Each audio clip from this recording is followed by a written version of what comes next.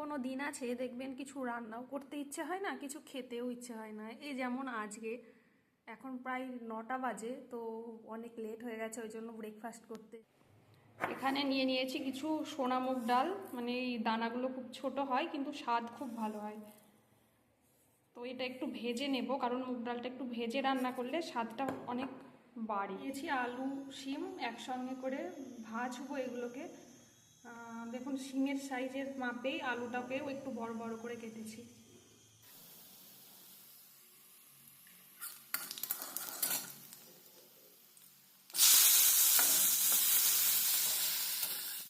পেঁয়াজ কাটতে গিয়ে নাজেহাল অবস্থা। পর এখনকার পেঁয়াজগুলোতে এত ঝাঁঝ, মানে কি বলবো, মনে হয় যেন চোখের মধ্যে কেউ কিছু কি দিয়ে দিয়েছে।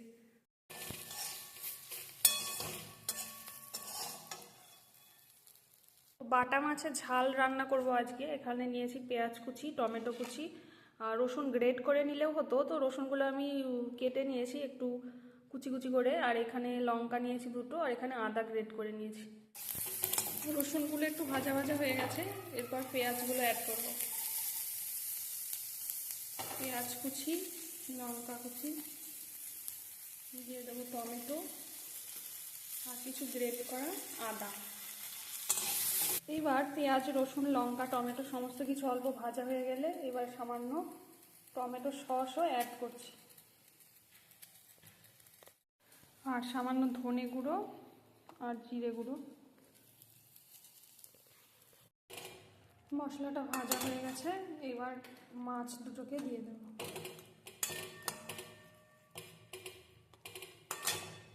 সামান্য একটু জল দেব, এবার ঢাকা দিয়ে দিচ্ছি, একটু ফুটে উঠলেই নামিয়ে দেব। এবার ডালটা রেডি করে নেব।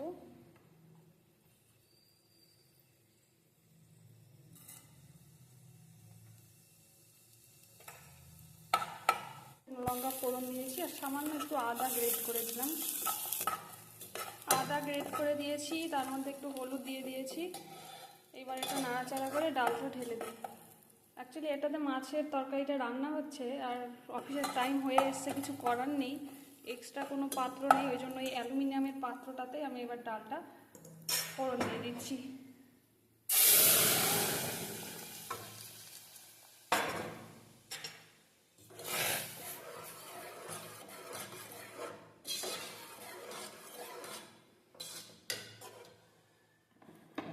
এবার এটার মধ্যে সামান্য একটু জিরে গুঁড়ো দিয়ে দেবো।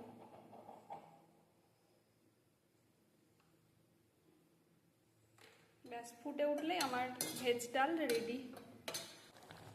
ডালটাও হয়ে গেছে একদম, আর এদিকে মাছের তরকারিও হয়ে গেছে। দেখতে বেশ সুন্দর হয়েছে, জানি না খেতে কেমন হবে। তো আমার লাঞ্চ রেডি। এখানে নিয়েছি ভাত, স্যালাড হিসেবে শসা, ভেজ ডাল, আর এখানে রয়েছে আলু শিম ভাজা, আর এই হলো মাছের ঝাল। চলো লাঞ্চটা এবার সেরে নিই। আজ শুক্রবার ছিল, এখানে শুক্রবার হাট বসে, মানে সপ্তাহে একদিনই হাট বসে। তো অফিস থেকে ফিরে হাটে গেছিলাম, মানে অফিস থেকে ফেরার পথে আর কি হাট হয়ে আসি প্রত্যেক দিন। তো আমাদের ওখানে যে সমস্ত শাকগুলো পাওয়া যায় এখানে কিন্তু সেগুলো পাওয়া যায় না সচরাচর। এই যেমন মেথি শাক বা ছোলা শাক বা মটর শাক আমি তো দেখতে পাই না। তো হঠাৎ করে আজকে দেখছি মেথি শাক উঠেছে, বেশ ভালো, এগুলো টাটকা, কিন্তু আটিটা খুবই ছোট, এইটুকু এইটুকু আটি, আর এই পরিমাণে শাকটুকু আছে। এটা একটা আটি 10 টাকা, মানে দামটা একটু বেশি, পাওয়া গেল এটাই অনেক।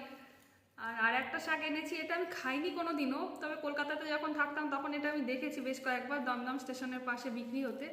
এটাকে হাতিসুরা শাকও বলে, অনেকে ঢেকি শাকও বলে। তো এইটা ফার্স্ট টাইম খাবো, দেখবো কেমন এক্সপিরিয়েন্স হয়। আর নিয়ে এসছি একটা ব্রোকলি নিয়ে এসছি, আবার এটা ডবল গিট দিয়ে দিয়েছে, এটা খুলতে পারবো না। একটা ব্রোকলি এনেছিলাম, তো এই ব্রোকলিটা এখানে নিল কত টাকা, 35 টাকা চাইছিল, দিয়ে বললাম যে 30 টাকা হলে নেবো, দিয়ে 30 টাকাতে দিয়ে দিয়েছে। ছোট সাইজ, আমার হয়ে যাবে, অসুবিধে নেই।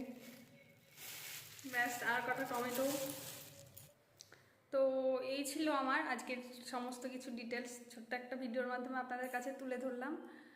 কেমন লাগলো ভিডিওটা অবশ্যই জানাবেন। টাটা।